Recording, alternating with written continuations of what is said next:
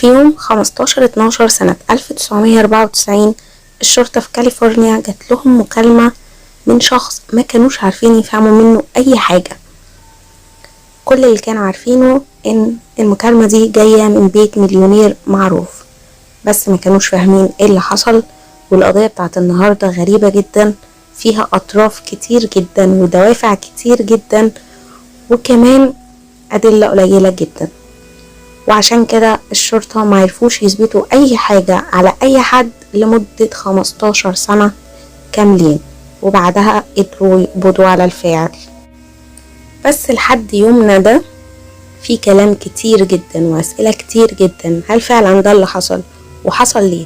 وهل اللي اتحكم عليهم دول كانوا مذنبين فعلا؟ أتمنى في النهاية تقولولي رأيكم.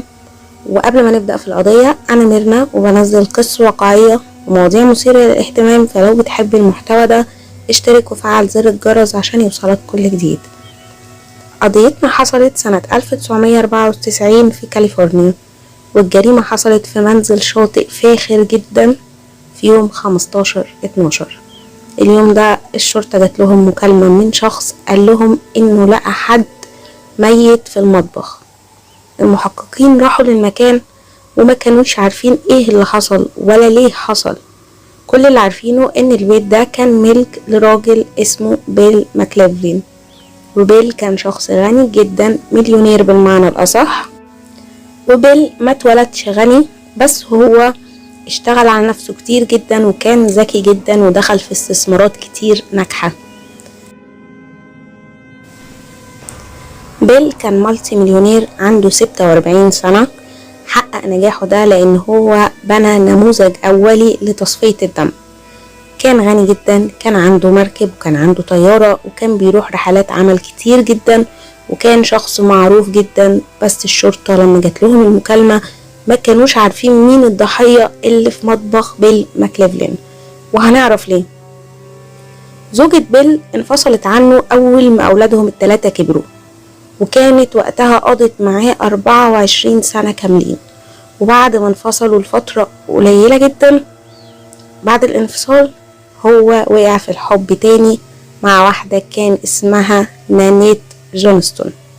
ونانيت دي أول ما اتعرفت عليه على طول أخدته بسرعة جدا وعرفته على ولادها الاتنين اللي كانوا من زوجها السابق. بيل عيلته كانت أهم حاجة عنده في حياته، فلما حب نانيت وتعرف على أطفالها خدها هي كمان وعرفها على أطفاله. وأطفاله الثلاثة دول كان اسمهم جيمي وكيم وكيفن. عرفهم على نانيت وقال لهم إنه قريب جدا هيلبسها الخاتم، فهم فهموا إن هو ناوي يخطبها. الاتنين على طول نانيت وبيل علاقتهم اتطورت بسرعة جدا، كانوا فاهمين بعض جدا، وما عداش وقت طويل ونانيت وولادها نقلوا وعاشوا مع بيل في منزل الشاطئ. وبيل كان بيعمل لها اي حاجة تطلبها، اي طلب تطلبه كانت بتتنفذ لها في لحظتها. وفي شهر ديسمبر بيل ونانيت كانوا في اسعد اوقات حياتهم، وبيل جات له رحلة عمل كان لازم يروحها في لاس فيجاس من فترة قريبة جدا. هو كان بيطلع رحلات كتير بس ما كانش بيحب يقعد فترات بعيدة عن عيلته، وفي الفترة دي بالذات كان عايز يرجع بسرعة عشان ما كانش يقدر يبعد عنهم، بالأخص عن كيفن. فهو كان عنده رخصة طيران فراح بطيارته وكان هيرجع بطيارته بسرعة. كيفن كان عنده 24 سنة، وفي مرة خرج من البيت راح الجامعة عادي جدا، وكان بيتزلج على السكوتر بتاعه وحصلت له حادثة مأساوية جدا. وهو راكب السكوتر عربية خبطته وحالته كانت حرجة جدا. كيفن دخل في غيبوبة لوقت طويل جدا وقعد في المستشفى وقت طويل جدا، وبيل كان جنبه في كل لحظة ما سابوش أبدا. وفاق من الغيبوبة وبعدها رجع يعيش مع بيل، لأن إصابة الراس اللي اتصابها خلته كانت قوية جدا، خلته يرجع يبدأ يتعلم كل حاجة من البداية، المشي، الكلام، كل حاجة تقريبا. ولسه لحد دلوقتي في الوقت ده كان عنده في وقت الجريمة مشاكل في الكلام كتير بيحاول يحلها. بيل من وقتها صمم ان كيفن يرجع يعيش معاه في البيت تاني عشان يقدر يهتم بيه. واساسا بيل وكيفن علاقتهم كانت قوية جدا من قبل كده، كانوا صحاب اكتر ما هم اب وابنه، بيخرجوا سوا، بيقضوا وقت سوا، بيروحوا بارات سوا، يعني مرتبطين جدا ببعض. وعشان كده علاقتهم ما تأثرتش خالص بانفصال ابوه عن امه، كان عادي جدا علاقته مع ابوه كويسة جدا وما اخدش صف امه. ويوم 15/12 كان يوم عادي جدا في بيت بيل، بس الساعة 9 بالليل في صوت ضرب نار طلع من البيت. بعدها على طول حد اتصل بالشرطة، بس الشرطة ما كانوش فاهمين حاجة من الشخص اللي كان بيكلمهم، وكانوا كل شوية يطلبوا منه ان هو يعيد كلامه، ما كانوش عارفين يفهموا غير ان في حاجة حصلت وان هو منهار وبيعيط. اللي كلمهم كان مصدوم جدا، وفهموا ان في تقريبا حد مصاب، فاخدوا الاسعاف وراحوا هناك، وكانوا في نفس الوقت لسه بيتكلموا معاه. كانوا فاكرين ان هو بيقول دوج، وانهم في الاخر هيروحوا يلاقوا ان الكلب بتاعه مات، بس سألوه تاني انت بتقول دوج؟ والاول مرة رد وقال داد، وهنا فهموا ان ابوه هو اللي اتصاب. المحققين وصلوا لقوا كيفن عمال يعيط ومنهار، وابوه كان مرمي على ارض المطبخ وجسمه كان متغطي بالدم، وكان فيه واضح ان في اماكن طلقات كتيرة جدا داخلة في صدره. بعدوا كيفن عن مسرح الجريمة وبدأوا يفحصوا المكان. لقوا أخطية رصاصات وكانت من مسدس 9 ملم، ولقوا مفتاحين للبيت. لقوا واحد جوه الباب زي ما يكون حد حطه في الباب عشان يفتح الباب وسايبه، وواحد واقع على السجادة اللي جنب الباب زي ما يكون وقع من حد. المحققين هنا لما شافوا كيفن عرفوا هما ليه ما كانوش فاهمين اللي بيتكلم معاهم، عرفوا الحالة اللي كيفن فيها، ولما عرفوا كده بطلوا يضغطوا عليه، بطلوا يسألوا اي حاجة، لانه هو اساسا كان منهار يعني، وفوق حالته دي ما كانوش ينفع يتكلموا معاه اكتر من كده. بس كيفن صمم انه يتكلم ويحاول يساعدهم، لانه عايز يعرف مين اللي عمل كده في باباه. كيفن قال لهم ان هو كان نايم فوق، كان بيسمع اغاني وحاطط سماعات في ودانه، فما كانش سامع كويس. بس قبل ما يطلع ويعمل كل ده، باباه كان في البيت، وهو وباباه اتغدوا سوا قبل ما هو يطلع لأوضته. وبعدين وهو قاعد بيسمع حوالي الساعة 9 سمع صوت الطلقات، فعلى طول حاول ينزل لتحت، بس طبعا شخص في حالته النزول كانت حاجة صعبة جدا لسه عليه، واخد منه وقت طويل ان هو يقدر ينزل لتحت. واول ما نزل شاف باباه في الوضع اللي لقوه عليه، اتصل على طول ب 911. تقرير التشريح اثبت ان بيل اتصاب ب6 رصاصات في صدره، ما عرفوش يلاقوا اي دليل في البيت نهائي. بس وهم لسه بيدوروا في البيت، في واحدة دخلت البيت الساعة 10 وقالت للشرطة ان هي عايشة هنا، وهم اتأكدوا فعلا من كده لما سألوا عيلة بيل. وعيلة بيل قالوا لهم ان دي خطيبة بيل واسمها نانيت، وهي وصلت هي واطفالها الاتنين كانوا لابسين لبس رياضي وواضح عليهم ان هم تعبانين جدا. فهي سألت المحققين ايه اللي بيحصل، بس قبل ما يردوا عليها سألوها هي كانت فين. هي ردت وقالت ان هي اخدت اطفالها وكانوا بيشاهدوا مباراة، والمباراة دي خلصت الساعة 8، وان هي سابت نوت لبيل وعرفته بالكلام ده. فالبوليس دور في البيت ولقوا فعلا الورقة دي جوه البيت مكتوب فيها نفس الكلام اللي نانيت بتقوله. بعدها نانيت قالت ان هي راحت تعمل شوبينج، وكان في شنط في عربيتها فعلا من المول اللي اشترت منه، وكمان كان معاها ريسيت بتثبت ان هي كانت هناك لحد الساعة 10:15. وبعدها طبعا المسافة من المول للبيت خلتها ترجع للبيت الساعة 10.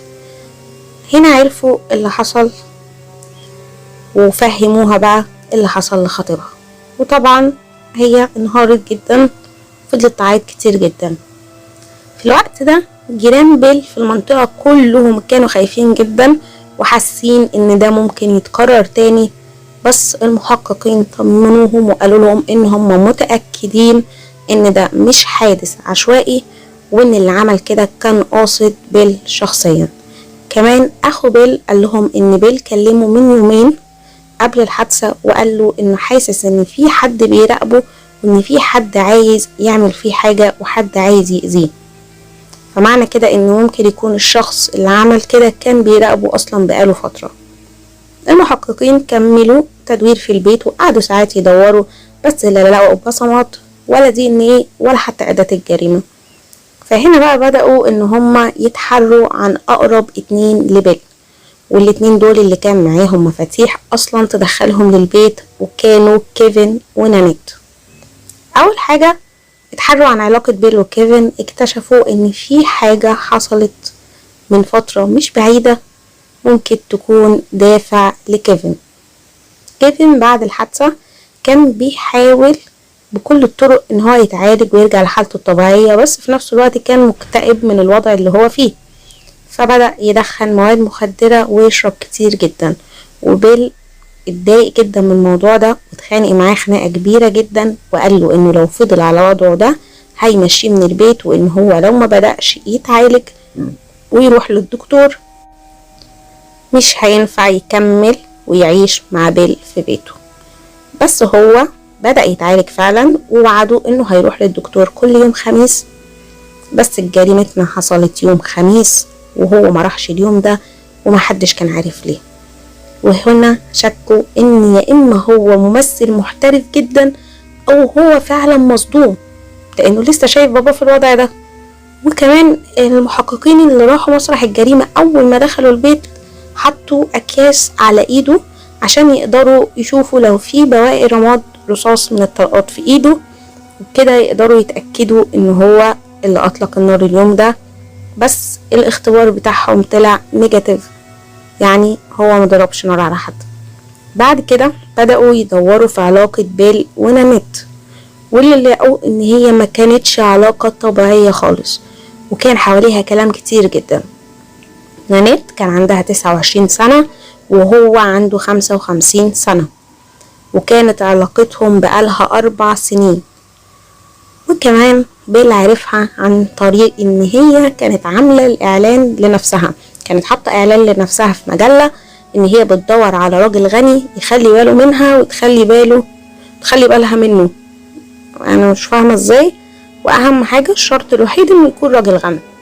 وهو شاف قدامه بنت صغيرة وجميلة وكان لسه مطلق مراته ووحيد، فانجذب ليها على طول واتصل بيها، والاتنين بدأوا يتقابلوا ويتوعدوا.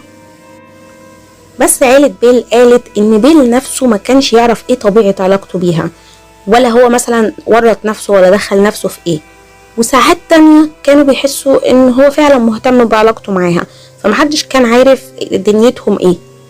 من الاخر كده هو كان راجل غني جدا قادر يلبي كل طلباتها، وهي كانت جميلة جدا وهو كان بيجيب لها كل اللي هي عايزاه عشان يستمتع بجمالها. ده اللي انا فهمته. بس فجأة العيلة اتصدمت ان الموضوع اتقلب من اتفاق لخطوبة، حاجة كده زي الحكايات الخيالية. وده خلى المحققين يشكوا ان في حاجة اكبر هم مش عارفينها في العلاقة دي، او ان مثلا في حد ما كانش عايز العلاقة والخطوبة دي تتم فعمل كده. فالمحققين هنا بدأوا يراقبوا نانيت، واللي على طول بعد ما مات على طول بدأت تعمل شوبينج تاني، ما بانش عليه اي زعل، مفيش حزن نهائي، مفيش حتى فترة حداد قليلة، لا هي راحت تعمل شوبينج على طول. ولا حتى في جنازته بينت اي زعل. بس في جنازته حصلت حاجة مهمة جدا. ابن نانيت راح اتكلم مع اخو بيل وقال له ان حبيب امه لاعب كرة قدم مشهور. طبعا محدش كان يعرف هو بيتكلم على ايه، وعلى طول اخو بيل عرف ان دي معلومة مهمة جدا ووصلها للشرطة. واتضح فعلا ان هي معلومة مهمة، لان الشرطة كان بقالها فترة بتراقب نانيت، ونانيت راحت عاشت في منزل شاطئ تاني ملك البيل بعيد عن المنزل اللي حصلت فيه الجريمة. وكان في راجل باين عليه ان هو ضخم قوي البنية بيروح لهم كتير، والاطفال كان واضح ان هم عارفينه من فترة وبيحبوه. والشخص ده كان اصغر من بيل بكتير، تقريبا كان في عمر نانيت، وكمان كان شخص معروف لان هو كان لاعب كرة قدم وكان اسمه إريك. الشرطة كانش عندهم أي دليل إنه ممكن يكون لي أي دخل في الجريمة، أو إنه هو أصلا على علاقة برانيت مش مجرد أصدقاء. بس الشرطة هنا لقوا طريقة تانية عشان يقدروا يتكلموا معاه بيها. الشرطة جابوه للمركز عن طريق مخالفة سير، وبدأوا وقتها يستجوبوا عن علاقته برانيت. هو طبعا اتضايق جدا في الأول من الطريقة إن هما يعني شبه ضحكوا عليه، بس قال لهم إن هي صديقته مفيش أكتر من كده. بس بعدها فضلوا يتكلموا معاه وخلوه يعترف إن هو عنده مسدسين، وواحد من المسدسين دول كان نفس نوع المسدس اللي استخدم في الجريمة. وقال إن المسدس ده هو عطاه لواحد صاحبه اسمه جو كان معاه في الفريق. فطبعا هما وصلوا لجو ده، وجو ده قال لهم إن هو معاه مسدسه التاني، إنما المسدس اللي بيسألوا عليه هو ما يعرفش عنه أي حاجة. سألوا إيريك كان فين وقت الجريمة، وإيريك كان عنده حجة غياب لليلة دي. قال إن اليوم ده راح للمباراة مع نانيت وولادها، وفضلوا هناك لحد الساعة 8. بعدها نانيت وصلته للمكان اللي كان راكن فيه عربيته، وروح غير هدومه عشان يروح لشغله. هو كان شغال في بار وقتها، وشغله ده كان مكان بعيد شوية. وقال انه هو في الطريق عرف بطريقة ما ان مديره عايزه يتصل بيه، فوقف في اقرب مكان فيه تليفون واتصل بمديره. والكلام ده كان الساعة 8:50، وده الوقت اللي المحققين اصلا كانوا شاكين ان الجريمة حصلت فيه، فما كانش ينفع إيريك يكون في مكانين في نفس الوقت. وكمان كان معاه فاتورة التليفون واللي ثبتت كلامه انه اتكلم فعلا الساعة 8:50. والمسافة بين المكان اللي اتكلم منه وانه يروح لبيت بيل كانت بالظبط 20 دقيقة بالعربية. فكده هما استبعدوا إيريك، بس برضو فتشوا بيته عشان يمكن يلاقوا المسدس، بس ما كانش فيه اي ادلة، ما قدروش يتهموه بأي حاجة ومشوه. بعدها حد من المحققين فكر انه ممكن ما يكونش اصلا حد من العيلة، وان هم مثلا ماشيين في اتجاه غلط وفي اتجاه تاني. بيل كان شخص كويس جدا، ما كانش عنده اعداء كتير، بس كان عنده عدو واحد والكل كان عارف عنه، وكان راجل اسمه هال فيشل.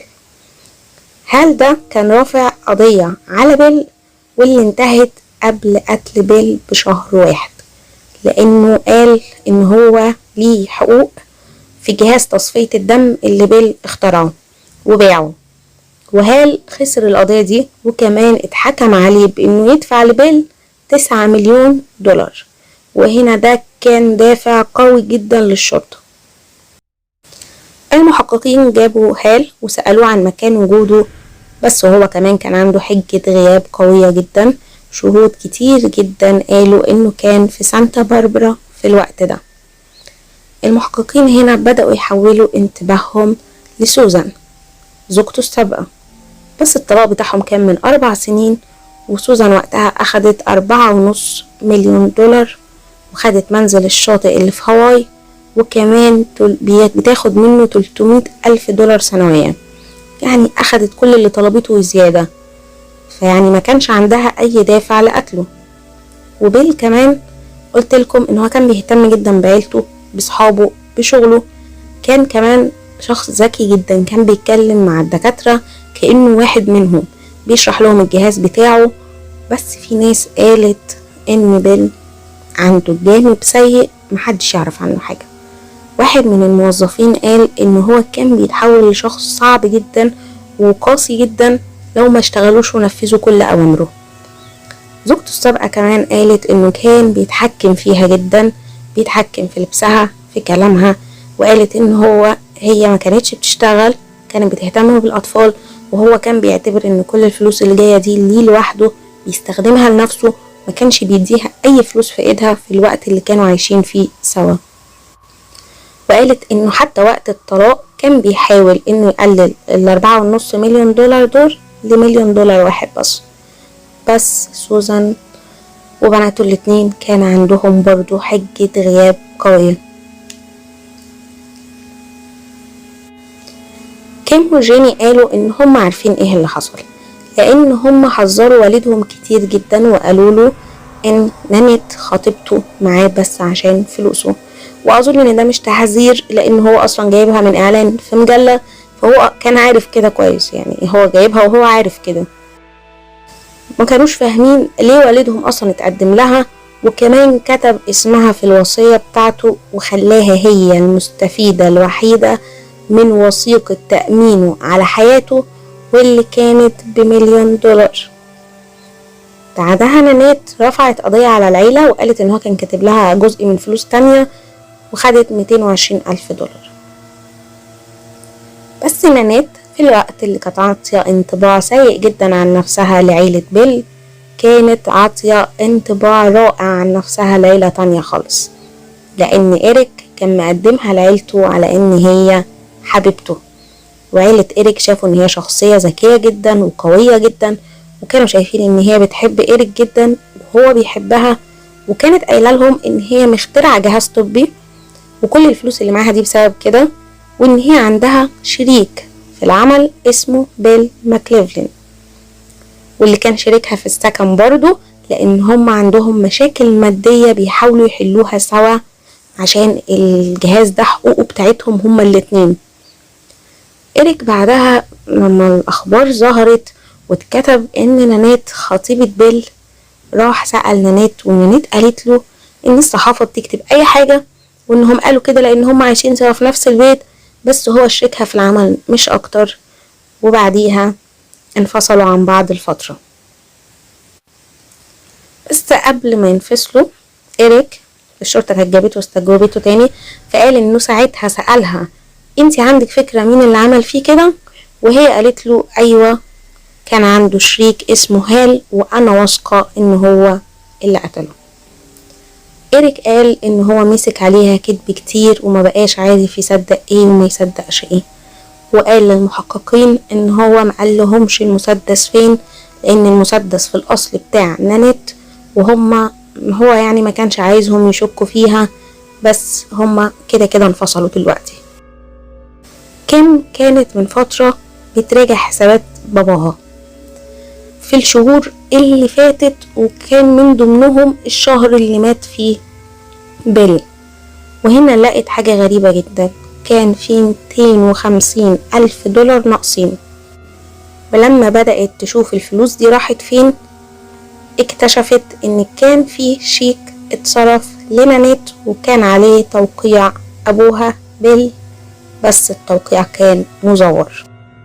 العيلة هنا طبعا بياخدوا حقهم، رفعوا هما كمان قضية ضد نانيت عشان التزوير وسرقة الفلوس دي، ونانيت اعترفت واتسجنت 6 شهور. وفي الوقت ده إيريك كان بيحاول يرجع للعب تاني، بس طلبه اترفض عشان التحقيق لسه مستمر ضده. بس في فريق اسمه برشلونة دراجونز، الفريق ده قالوا ان هو ملوش علاقة بالجريمة، ووافقوا ان هو يلعب في الفريق بتاعهم، وبدأ يلعب. بس الفريق ده كان في مدينة تانية، فهو نقل لمدينة تانية. وقضيتنا هنا بقت كولد، وكل واحد رجع يعيش حياته تاني، كل واحد ما عدا بيل ماكليفلين. بعد 5 سنين كيفن مات في حادثة غرق، والعيلة مع الأسف دخلوا في حداد تاني. بس بعد ما عدى 15 سنة من ليلة الجريمة، في محقق فتح التحقيق في القضية تاني. وبعد ما فتح التحقيق بفترة قليلة جدا، في واحدة اسمها سوزان كوكر راحت للشرطة، والكلام اللي قالته خلاهم يقدروا يقبضوا على الفاعل. والمشكلة هنا كانت ان هم يلاقوا الشخص ده، لان هم كانوا اطلقوا سراحه قبل كده، بس لقوه فعلا وقبضوا عليه ورجعوه تاني لكاليفورنيا. سوزان قالت لهم ان إيريك كان جارها زمان من وقت الجريمة، وانه قال لها ان هو متضايق جدا ومخنوق، لان نانيت قالت له ان شريكها في العمل بيل بيتحرش بيها، وان هما بيناموا في اوض منفصلة في البيت، بس هو بيجي لأوضتها كل يوم وفي كل فرصة عشان يضايقها. وسوزان قالت ان إيريك كان متضايق جدا وعصبي جدا، وقال ان هو دلوقتي عايز يولع في طيارة بيل، وفضل متضايق جدا وكان بيتكلم وجد جدا في كلامه، مش متضايق، يعني مش بيقول كلامه خلاص، لا كان بيتكلم جد جدا في تهديده. وقالت ان بعد ما سمعت عن الجريمة وشافت الاخبار قابلت إريك، قالت له انا مش عايزة اسألك انت تعرف مين اللي عمل كده او انت اللي عملت كده او لا. وهو ضحك وقال لها ممكن يكون وممكن يكون لا، وممكن اكون اجرت حد يعمل كده بدالي، محدش يعرف. وسابها ومشي. واتضح ان في ال15 سنة اللي فاتوا إريك اتجوز مرتين، بقى عنده طفلين، وكان عنده جيم وقتها. إريك اكتشفوا هو زمان كان بيلعب في فريق المدرسة، بعدها أخد منحة دراسية بسبب لعبه، يعني منحة دراسية عشان ان هو متميز في كرة القدم، ولعب في فريق الجامعة، وكان متعود ان هو يلعب تحت اي ظرف وما بيهتمش باي اصابة. كمان ما كانش عنده اهل، وكان بيعتبر يعني مدربينه هم مثله الاعلى في الحياة. وقبل الجريمة بسنتين خرج من الفريق لانه جات له اصابة شديدة في راسه. وقتها فتح جيم للاطفال، وهناك اتعرف على نانيت لما خدت ولادها توديهم هناك. وطول عمره من بعد اصابة راسه اتعرف عنه انه بقى عنيف جدا وعصبي جدا، ومحدش يعرف ايه يعني السبب، هل اصابة راسه ولا هو كان كده اصلا وما كانش واضح عليه. عموما إريك حلف باولاده للشرطة انه ما عملش اي حاجة في بيل، بس الشرطة ما كانتش قبضت على إريك بس، لا هم كمان كانوا قبضوا على نانيت كانت برضو اتجوزت مرتين تاني وبعد الجريمة دي، والمرتين كانوا من راجلين أغنياء جدا برضو، وجابت طفل من كل واحد فيهم. وقتها في الوقت ده البوليس وانا وانتو الكل عرف ان هي شخصية كدابة متلاعبة. كل اللي يعرفوه عنها للأسف كان من كلامها هي، طالع من بقها هي، فخلاص كده هما مش عايزين كلام منها هي تاني خالص. بدأوا يتحروا هم عنها، وبدأوا يتحروا بالأصح عن الماضي بتاعها. وعرفوا هنا ان نانيت اتولدت، وبعد ما اتولدت على طول اهلها اتطلقوا. امها اتجوزت من واحد تاني، وبعد ما اتجوزت نانيت على طول بدأت تدعي ان جوز امها بيسيء معاملتها وبيعمل حاجات مش كويسة معاها هي واخواتها، وده كان ادعاء. وكمان اكتشفوا ان هي اصلا ما اتخرجتش من المدرسة الثانوية، وان هي بعديها سابت المدرسة وبدأت تدخل في علاقات كتيرة جدا مع رجالة كتيرة جدا، وكانت طبعا بتنقيهم كلهم اغنياء. وجوزها اللي قبل بيل قال ان هي كانت شخصية مرعبة جدا ومتلاعبة جدا، وعشان كده انفصل عنها. وبعدها بدأت نزلت الاعلان وبدأت حكايتها مع بيل. بعدها بيل لبسها الخاتم. بيل كان بيقول ان الخاتم ده يعني رمز للاتفاقية بتاعتهم، وهي كانت بتقول ان ده خاتم خطوبة. بعدها كانت بتقلع الخاتم ده وتروح مع إريك، ومحدش كان فاهم هي بتخطط لإيه في علاقتها بالاتنين في نفس الوقت. في محاكمة إريك ما كانش عايز يسمع شهادة الشهود، فضل جوه زنزانته. ودفاع إريك كان واثق جدا ان هو بريء وان نانيت هي اللي عملت كل ده. بس في الوقت ده أغطية الرصاصات اتطبقت مع المسدس اللي إريك قال انه كان عنده واحد زيه، وملقوش المسدس نفسه بس طبقوه مع مسدس من نفس النوع.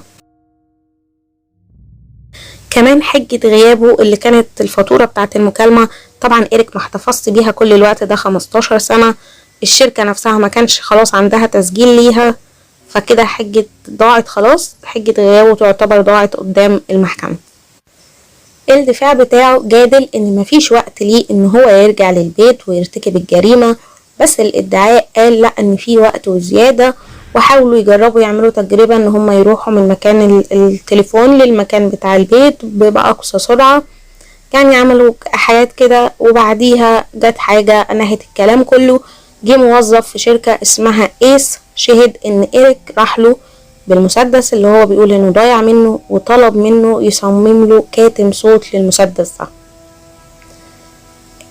اساسا يعني هم ما ثبتوش اصلا ان كان في كاتم صوت متركب على السلاح، والصوت كان قوي جدا لدرجة ان ابنه سمعه وهو مركب سماعات وصوت عالي جدا.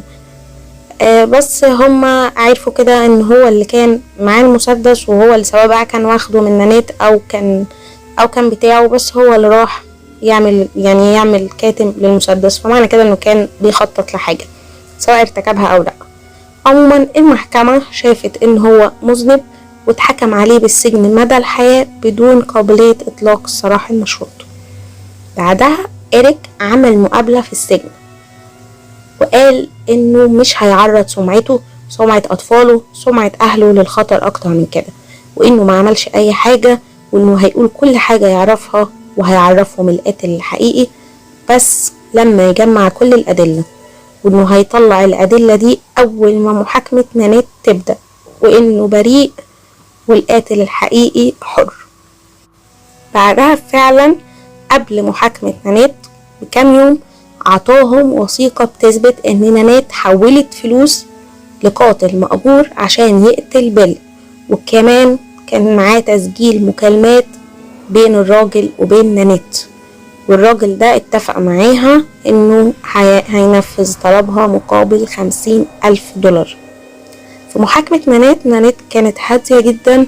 الدفاع قال ان إريك هو اللي عمل كل حاجة لوحده بسبب ان هو غيران على نانيت، وبعدها برضو محدش صدقها، وحتى كمان الكاميرات اللي في المول برضو كانت راحت اللي كانت بتثبت حجة غيابها، برضو هي كمان اتحكم عليها بالسجن مدى الحياة بدون قابلية اطلاق السراح المشروط. وجوزها في الوقت ده اللي كان متجوزها اتصدم وقال انه ما يعرفش عنها اي حاجة، وانه ما كانش يعرف حتى ان هي مشتبه فيها في جريمة سرقة حتى مش قتل، وانه كل اللي حكيتهوله وكل اللي يعرفه عن ماضيها كان كذب. وبعدها رفع قضية طلاق وهي في السجن، ومبقاش يوديلها ابنها عشان تشوفه ابدا. في النهاية حابة اعرف رأيكم جدا، هل فعلا إريك بريء زي ما ناس كتير جدا شايفة انه بريء، ولا هو اللي عمل كل حاجة لوحده عشان غيران، ولا نانيت اللي عملت كده، ولا كانوا متفقين سوا وأجروا حد يعمل كل ده؟ وهل فعلا مصدقين ان بيل كان هيتجوز نانيت ولا كان مجرد اتفاق؟ ولو هو فعلا كان خطيبها ازاي كانت واخدة راحتها كده وهي بتخرج مع واحد غيره؟ يعني الاتنين كانوا مشهورين سواء بيل او إريك، فلو هي فعلا خطيبته مش هتخاف ان حد يشوفها وهي بتخرج مع إريك كل ده؟ ولا هما مثلا كانوا متفقين ان هو يعني احنا مع بعض بس عادي ان انت تعرفي حد غيري واعرف حد غيرك؟ انا مش عارفة بصراحة ومحدش عارف.